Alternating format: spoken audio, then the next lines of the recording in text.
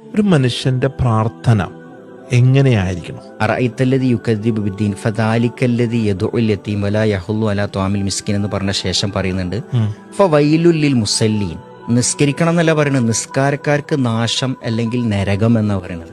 അല്ലദീനഹും അൻ സ്വലാത്തിഹിം സാഹൂൻ വല്ലദീനഹും യുറാഊന വയംനഊനൽ മൗൻ. ഒരാളുകളെ കാണിക്കാൻ വേണ്ടി ചെയ്യാണ്. ഇവിടെ അവസാനം പറയുന്നൊരു സാധനം വയംനഊനൽ മാഊൻ, അഥവാ ചെറിയ ചെറിയ വളരെ നിസ്സാരമായ ചെറിയ ഉപകാരങ്ങൾ പോലും അവരെന്ത് ചെയ്യും, ആളുകളെ തൊട്ട് തടയും. നമ്മൾ വീട്ടിൽ ഒരു ആവശ്യമില്ലാതെ കെടുക്കുന്നൊരു സാധനക്കാരം. നമ്മൾ ഉസ്താദ് പറഞ്ഞൊരു ഉദാഹരണം, അപ്പോൾ ഒരു ചെകിരിയോ അല്ലെങ്കിൽ ആരെങ്കിലും ഒരാൾ വന്നിട്ട് ഇതൊന്നും അടുക്കട്ടെ വെച്ചാൽ ഞാൻ വേറെ എന്തോ ഒരു ആവശ്യം വന്നു, അത് വിട്ടുകൊടുക്കാൻ കഴിയാതിരിക്കുന്ന അവസ്ഥ.